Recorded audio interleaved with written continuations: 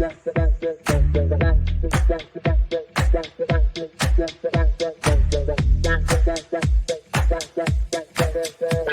Connections Radio presents. Welcome to Vegas Hockey Hub here on PRConnectionsRadio.com, the voice of new media. I'm your host, Ian Rachiele. And on this edition of Vegas Hockey Hub, we are here in Season 3. And man, this is a brand new season, brand new episode. And that means that we have, for the second year in a row, our 2024-2025 NHL season preview. Now, how we are going to be doing this and how it's going to be done on Vegas Hockey Hub with your host, Ian Rachiele, on PRConnectionsRadio.com, the voice of new media, is that we are going to go division by division by division, and we're going to talk about where I see these standings going. So 1 through 8 in the Atlantic, 1 to 8 in the Metro, 1 to 8 in the Pacific, and 1 to 8 in the Central. And I will give you some insight. I'll give you an outlook into what I see the standings being like as we do our prediction. You know, very similar to what we did the past season before when we did our off-season, our preseason preview to kick off the Season 2. We're doing that once again for Season 3 of Vegas Hockey Hub. Now, very quickly, go to www.prconnectionsradio.com, the voice of new media. Check out all of the amazing content we have on the network. We have over a dozen shows on the platform, including Vegas Hockey Hub. So I highly recommend going to our website and checking out all the programming on there. Also, go to our social media pages at Vegas Hockey Hub or follow me right down there at Ian J. Rachiele. So with this being the 2024-2025 NHL season preview, we're going to go from the bottom up. So essentially, we'll go from who I think will be last in the division and then go 8, 7, 6, 5, 4, 3, 2, 1. And we're going to go to the Eastern Conference, and we're going to start this out with the Atlantic Division. And with the Atlantic Division, it is going to start out with arguably the worst team here. I really don't see a lot of impact happening with this organization, and that is this team right here, the Montreal Canadiens. The Montreal Canadiens, this is an organization that has Cole Caulfield, you have Nick Suzuki, you traded for Patty Laine, but my issue with Montreal and how they really should be looked at is that this is a Montreal Canadiens team that lacks depth. This is an organization that has a few good pieces, and they have some good parts all around. But in terms of the coaching, in terms of management, in terms of front office, I do not trust Montreal to be anything more than a bottom feeder in the Atlantic Division. More importantly, when it comes to the Montreal Canadiens organization, what I see happening here is that you are going to be very similar to last year. You're going to be an organization that is just stuck in neutral for majority of the year. Nick Suzuki will be good. I promise you that. Cole Caulfield, he'll get you some goals, sure. But when you study the Montreal Canadiens, I really don't trust them anywhere near playoff caliber. And I have them as the worst team in the Atlantic. The goaltending, a little bit suspect there. But Montreal at number 8. At number 7, and this is a surprise for some people, but I have the Tampa Bay Lightning in 7th place in the Atlantic. Now, the dynasty that Tampa Bay had all those years ago, yes, everyone's going to remember the back-to-back Stanley Cup champions. Yes, Andre Vasilevsky being the amazing goaltender he was. The defense was solid and one of the best in all of hockey.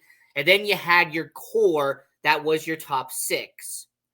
But when you fast forward 4 years later, Tampa Bay no longer has what they did back then. And let me explain what I mean by that. This is a Tampa Bay Lightning team where your goaltending, you're going to have to count on so much of production from Andre Vasilevsky that this is going to be a season where the Tampa Bay Lightning are pretty much going to have to hope that Andre Vasilevsky overextends himself and outperforms and be the elite goaltender he has been in previous years. Defensively, you have lost so much of your defense, losing Sergachev, losing all of these guys that you have had on your defense during the Stanley Cup run. In fact, if you want to face it defensively, Victor Hedman, really the only great defenseman that Tampa Bay has at this point. They have a few good ones underneath him, but Victor Hedman's the last great defenseman Tampa Bay has. And then in terms of forwards, you lose your face of the franchise. Steven Stamkos, he goes to Nashville. He gets paid there. And when you lose your captain, when you lose the guy that has been your number one marquee guy, it's going to affect you somewhat. Now, I have no doubt that Nikita Kucherov is going to perform. Right? He's going to be 100 points like he has been the past couple of years. But outside of your top line in Tampa Bay, I have a lot of question marks about your middle six. I wonder how your bottom six is going to perform. And because of that, I have the Tampa Bay Lightning missing the Stanley Cup playoffs. And I think that this is just going to be an organization that's going to take 2 steps back from what they were in the past, and that was a Stanley Cup championship contender. At number 6 in the Atlantic Division, this is an organization that has been the definition of neutral, and that is the Buffalo Sabres. The Buffalo Sabres are an organization that you bring in Lindy Ruff, which was a really solid choice, bringing him back to the organization. You have a good core players. You have Tage Thompson. You have Alex Tuch, Owen Power, Rasmus Dahlin. The Buffalo Sabres are on the right track. The issue is that we've been saying this for the last couple of years now. Every year that they miss the playoffs, we keep on saying the same phrase. They're on the right track. They're on the right track. Eventually, the Buffalo Sabres are going to have to show their actual progress. You know, this is a Buffalo Sabres team that, once again, has not made the playoffs since 2010. So, for the Buffalo Sabres organization, when you've missed the playoffs for that many years, you're going to get desperate. You're going to do Hail Mary attempts. And for Buffalo, I just do not see them as a playoff caliber team. So, for the Buffalo Sabres, they are going to be 6th in the Atlantic, going to miss the playoffs once again. But hey, you're taking steps in the right direction. You're on the right track. At number 5 in the Atlantic Division, I have the Ottawa Senators. This is an Ottawa Senators team that you bring over a elite quality goaltender in Linus Ullmark. They do add some additions on the forward side, and they did beef up the defense, which I do appreciate. The issue that I see with the Ottawa Senators, and the reason why I have them slotted at number 5, is that because you are in a stacked Atlantic Division. Don't get me wrong, if they were in the Metro Division, I actually think Ottawa would be a little bit placed higher. But because you are in the Atlantic Division, this is currently where you're going to be slotted at. But the good news for Ottawa Senators fans, and I want everyone to hear me here, you are going to be the second wild card, okay? The Ottawa Senators, for the first time in years, I have you placed as a wild card team in the Atlantic Division. So that is good news for the Ottawa Senators. You are going to be my wild card, my second wild card pick when it comes to the 2024-2025 NHL season. And at number 4, the team I have with the first selection and the first wild card is going to be this team right here, and that is the Detroit Red Wings. Now, you were just a smidge close to being the 8th seed last year. You missed by just the hair of a smidge. Well, good news is Steve Yzerman, he has brought back some of the core, re-signing Lucas Raymond. That was a good move there. You've locked up your future. You have your young core. The goaltending is a bit suspect. I'm not going to say that it's not. However, if there is a Detroit Red Wings team that has made enough progress and has made enough moves this offseason to go from being just 1 decimal off from being a playoff team to being the first wild card in the Eastern Conference, it would be this organization right here in the Detroit Red Wings. So for Detroit, I have you as our first wild card team, and that is the reality. That's the situation there. Detroit Red Wings, Steve Yzerman, that organization, your first wild card in the Eastern Conference. Now, the top three, the big dogs in the Atlantic Division. At third spot, you have your reigning, defending Stanley Cup champion, and that is the Florida Panthers.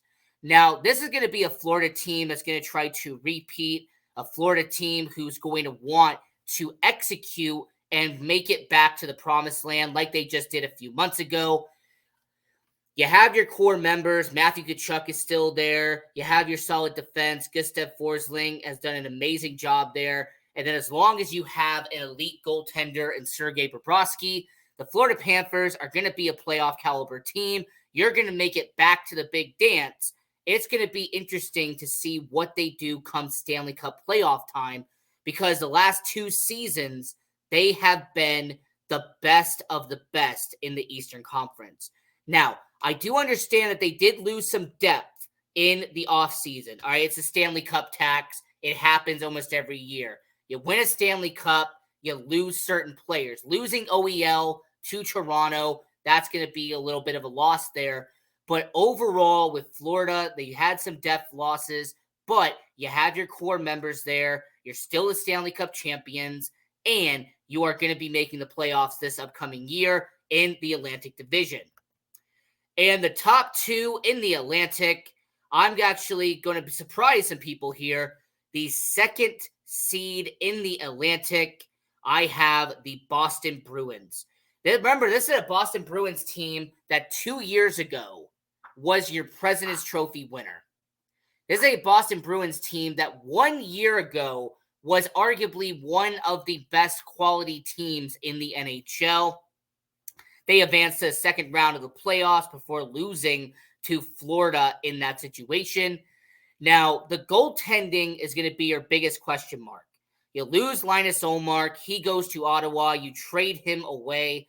And the Jeremy Swayman situation, of course, we've all known what's been going on there this entire offseason. But more importantly, when it comes to the Boston Bruins, despite the goaltending situation, one fact you cannot deny about them is that when the Boston Bruins play as a unit, they are, without a doubt, the best performing team in hockey. Where the Boston Bruins get their points is by, having a physical team, having guys like Charlie McAvoy on your defense, having guys on the forwards like David Pastrnak, who's going to score almost every single game and then some more on top of that. This is a Boston Bruins organization that, despite the goaltending situation, the rest of the team is locked up pretty well. They made some small moves to beef up the bottom six this offseason, and I can appreciate what Boston has done. So the Boston Bruins being the number 2 seed in the Atlantic, this makes a lot of sense when you understand the roster makeup and what they have done this offseason. Boston Bruins, second best team in the Atlantic. But who's the first team? Well, before we get to the first team, I just want to very quickly go over who the teams have been up to this point. At number 8 is the Montreal Canadiens. This is an organization that is just in disarray. They have some parts here and there, but they do not have a full roster. At number 7, the Tampa Bay Lightning, a Stanley Cup champion all those years ago, a dynasty that is starting to slowly fade away with all the people that they've lost. At number 6, the Buffalo Sabres, a team that's on the right track, and they have some core members, but a Buffalo Sabres team that just does not have enough to make the playoffs in 2024, 2025.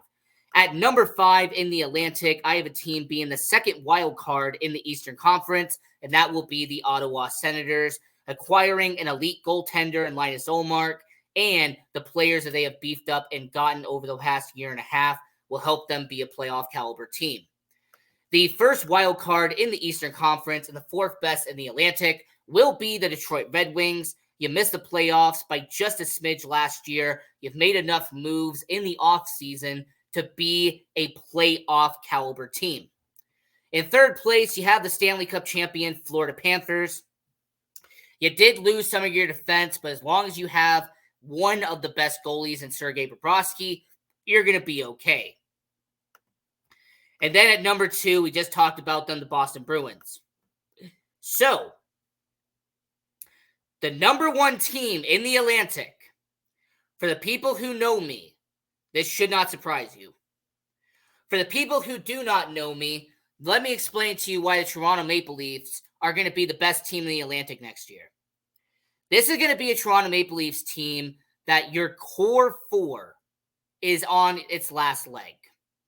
This is a core 4 in Matthews, Marner, Nylander, and Riley, who statistically have been among the best in all of hockey. Austin Matthews is a top 5 player in the league. Nylander is a guy who can shoot the puck and get points over and over and over again. That Mitch Marner has been consistently a top 20 player in the league and is one of the best 2A players in the NHL. Him and Draisaitl have been that way for the longest time. And then Morgan Riley, your face of the defense, if he did not have him, you would not be able to have your defense the way it is. So, why do I have Toronto at number 1? Well, here's 3 reasons why the Toronto Maple Leafs will be the number 1 team in the Atlantic Division. Reason A, they beefed up their defense. Going out and getting Chris Tanev from the Dallas Stars, excellent move by Toronto. Then they go out and get OEL, Oliver Ekman-Larsson, a Stanley Cup champion from the Florida Panthers. This is a veteran. This is an all-star. And the Toronto Maple Leafs bring him in, and they have him beef up the defense. So, overall, the Toronto Maple Leafs beefing up that defense and not making it just Morgan Riley and 5 other faces, that helps out Toronto. So, beefing up your defense, reason number 1. Reason number 2 is that you've made your middle 6 better.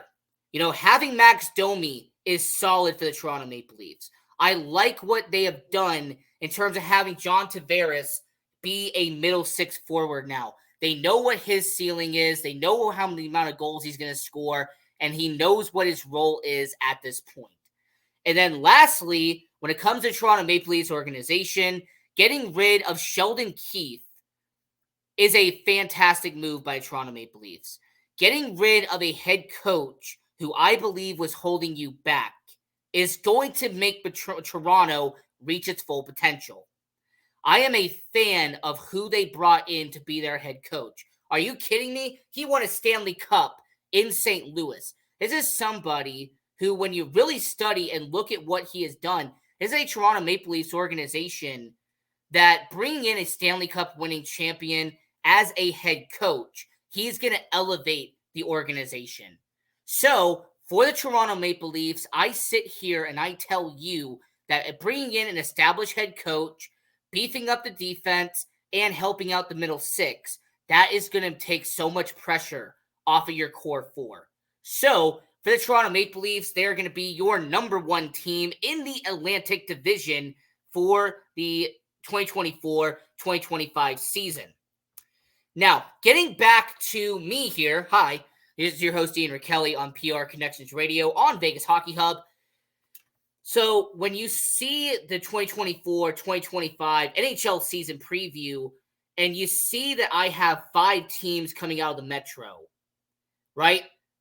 So you have these 5 teams here. You have Toronto, you have Boston, you have Florida, you have Detroit, and you have Ottawa. But that was in the Atlantic. What about the Metro, right? What will the Metro division look like? If I have 5 teams making the playoffs coming out of the Atlantic division, what is the Metro division going to look like? Well, here on Vegas Hockey Hub with your host, Ian Rachiele, this is going to be the order from 8 to 1 of what the Metro division is going to look like in 2024-2025. And starting out with an organization that I feel so bad for, let's talk about the Columbus Blue Jackets. Now, first off, we have to get this out of the way. Rest in peace to Johnny and Matthew Gaudreau. What happened a little over a month ago was sad. It was heartbreaking. the whole hockey world was saddened by the loss of the Goodrow brothers. And for the Columbus Blue Jackets to have this happen to them, to lose their superstar and really their face of the franchise in Johnny Gaudreau, it's just a gut punch to a team that has really been trying to find their identity for a while.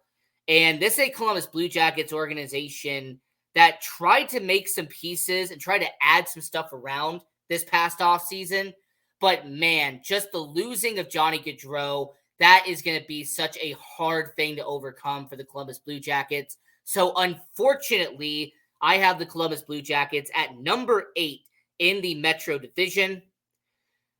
At number 7, we're going to go to a team that did make the playoffs last year, but this is someone who you have a GOAT, you have someone who so many people look up to in Alex Ovechkin, but you have an aging roster. And that's the core issue with the Washington Capitals. This is a team that has lost so much of their talent, and yet they keep bringing in older guys, and they keep bringing aging veterans back into the organization. You have Alex Ovechkin, you have Nicholas Backstrom, you have John Carlson, but this is a Washington Capitals team that continues to get older. They're really not bringing in anybody new. I like the addition of Logan Thompson, but to me, Logan Thompson is not enough to have the Washington Capitals be a playoff caliber team. The only spotlight the Washington Capitals are going to have this year is how many goals Alex Ovechkin is going to score this year. Besides that, there's not many positives I can say about the Washington Capitals. They're at number 7. And speaking of aging teams that continue to get older, at number 6, we have the Pittsburgh Penguins. You extended Sidney Crosby. You brought him back at $8.7 million, but you still have Malkin. You still have Letang. You traded for Erik Karlsson last year. Similar to the Washington Capitals, this is a Pittsburgh Penguins team that Kyle Dubas, he's trying his hardest to make this team work, but the previous regime made so much of a mess before Kyle Dubas got there that I really doubt that the Pittsburgh Penguins organization is going to be able to overcome those mistakes. It's going to take a while for Pittsburgh to really get undone from what happened in the previous regime before Kyle Dubas got there. So unfortunately for the Pittsburgh Penguins, you're going to be an average-looking team this year, and I have you at number 6. At number 5, a team that has promise, but I don't like the talent makeup, and more importantly, I think the roster itself, there isn't many positives here, and we're talking about the New York Islanders. You have Ilya Sorokin, arguably one of the best goaltenders in the NHL right now, but defensively, there is some question marks there. In terms of the offense, I wonder who is going to be your 2 goal scorers for the New York Islanders. I could kind of assume that Matthew Barzal is going to be one of them, but who else is it going to be? Is it going to be Anders Lee? Is it going to be someone like Brock Nelson? Is there someone on that organization that's going to step up for the New York Islanders and make them a playoff caliber team and get into the wild card? I just don't see it. Adding Patrick Waugh as your head coach, him getting his second chance after being fired from Colorado all those years back. But I see a New York Islanders team that's once again going to be an average-looking team. You're going to be around the 80-point mark to begin this season.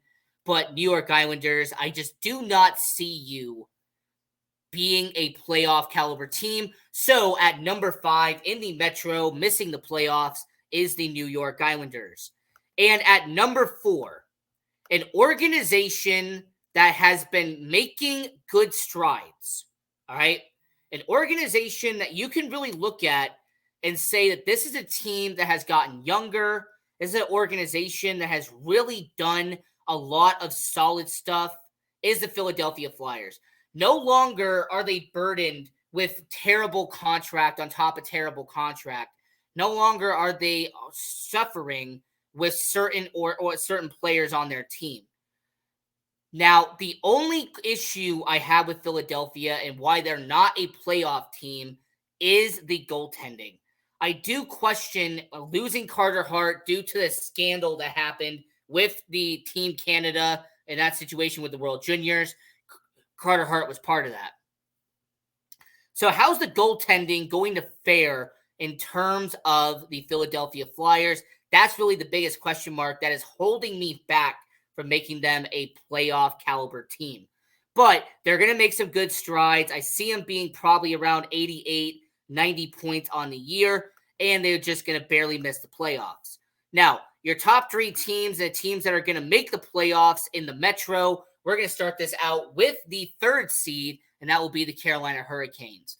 The Carolina Hurricanes, they have done enough in the last 5 years to make the playoffs, but unfortunately, they are in a situation where you're good enough to make the playoffs, but are you good enough to win a cup? And sadly, over the last couple of years, the answer has been a resounding no. You have not been good enough to make a Stanley Cup. You're not good enough to win a Stanley Cup, but you're good enough to get to the show. So for Carolina, you didn't really do much this offseason. You kind of moved some parts around, but with this kind of being a similar roster to last year, you made the playoffs last year. So congratulations, you are going to be a playoff caliber team. At number 2, this is an organization where I really don't know how to describe you except for massive question mark. And let me define what I mean by massive question mark. You have the talent to win a Stanley Cup. You have the potential to win a Stanley Cup. The question is going to be, can you finally break through and can you finally execute on that potential? You have 3 great defensemen, okay? You actually have a very good middle 6 to help out with the top 6. Your goaltending, Igor Shesterkin, one of the best in all hockey. But I need to know, are the New York Rangers finally going to execute and get the job done? I have them at number 2 because there is one team that has done very well in this offseason, and they have elevated themselves to the best of the Metro. But before we get to that, before we break down them, let's go over the Metro one more time here on Vegas Hockey Hub. So at number 8, we have the Columbus Blue Jackets. Unfortunately, this is an organization that's dealing with tragedy and dealing with the loss of Johnny Gaudreau. I really see that being an unfortunate setback that the Columbus Blue Jackets are going to deal with all season long. Number 7 will be the Washington Capitals. Aging core, Alex Ovechkin trying to break Gretzky's record. That's about it for you. At number 6, you have the Pittsburgh Penguins. You have a bunch of aging veterans, and you have a lot of pieces from the old era that are still around. At number 5, you have the New York Islanders. This is a team that is kind of just in neutral right now, and bringing a new coach in Patrick Waugh. We'll see how that fits for you. At number 4, Philadelphia Flyers. They've done some good strides. They've made some good stuff happen. But the question you need to ask yourself is, can the goaltending get them into the playoffs? At number 3, the Carolina Hurricanes organization. You're a playoff caliber team, but I don't think you're a Stanley Cup caliber team at this point in time. At number 2, New York Rangers. You need to meet up with your expectations at this point. And then the number 1 team in the Metro, I have the New Jersey Devils. This is an organization that has finally done something right. They were aggressive in the offseason. They have made some good quality moves in terms of adding some goaltending. They got some depth on the bottom 6. And you have locked up your core, and you have your 4 members for the next 5 years. So the New Jersey Devils as the Metro best. And when it comes to the playoffs, my prediction for the Eastern Conference is not only will the New Jersey Devils meet the Toronto Maple Leafs in the Eastern Conference Finals, but I have, for the first time in nearly 30 years, the Toronto Maple Leafs advancing to the Stanley Cup Finals and being your representative from the Eastern Conference. And this was the Eastern Conference edition of our 2024-2025 NHL season preview. This is Vegas Hockey Hub. I'm your host, Ian Rachiele.